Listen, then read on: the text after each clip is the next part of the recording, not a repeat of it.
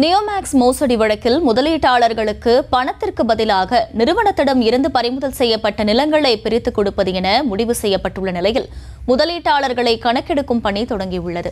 கூடுதல் விவரங்களை செய்தியாளர் நவநீத கிருஷ்ணன் வழங்க கேட்கலாம். நவநீத கிருஷ்ணன், வணக்கம். முழு விவரங்கள் என்ன?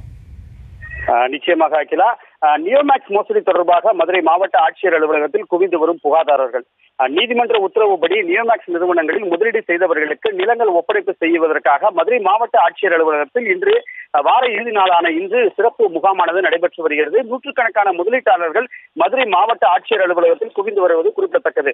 தமிழகம் முழுவதும் நியோமேக்ஸ் மற்றும் அதன் சார்பு நிறுவனங்கள் என 25 நிறுவனங்கள் செயல்பட்டு வந்த நிலையில் 25 நிறுவனங்கள் சார்பில் பல ஆயிரம் கோடி வசூல் செய்து மோசடி செய்ததாக தொடர்ந்து புகார்கள் கூறப்பட்டு வந்த நிலையில் மதுரை பொருளாதார குற்றப்பிரிவு காவல்துறையால் 107 நபர்கள் மீது வழக்கு பதிவு செய்து கைது செய்து நடவடிக்கை தொடர்ந்து நடைபெற்று வரக்கூடிய நிலையில் இன்று நியோமேக்ஸில் முதலீடு செய்தவர்களுக்கு பணத்திற்கு ஈடாக நிலங்களை பதிவு செய்து கொடுக்க நீதிமன்றம் உத்தரவிடப்பட்ட நிலையில் நியோமேக்ஸ் வழக்கில் புகார்கள் தெரிவிக்க ஏற்கனவே 1404 புகார்கள் நீதிமன்றத்தால் அழைக்கப்பட்டுள்ளனர்.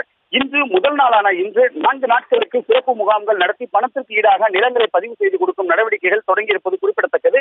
இந்த நிலையில் நீதிமன்றத்தில் நியமிக்கப்பட்ட அதாவது நாளொன்றுக்கு 10 வழக்கறிஞர் குழுவினர் புகார்தாரர்களின் விருப்பங்களை ஆவணங்கள் மூலமாக பெற்று வருகிறார்கள். மேலும் நிலங்களை பெற விருப்பமில்லாத புகார்தாரர்கள் குறித்து நீதிமன்றத்தில் தகவல்கள் தெரிவிக்கப்படும் என்றும் நீதிமன்ற உத்தரவுப்படி அவர்களுக்கு பணம் பெற்றுத்தர நடவடிக்கை பெறப்படும் என்றும் தெரிவிக்கப்பட்டிருப்பது குறிப்பிடத்தக்கது. அகிலா,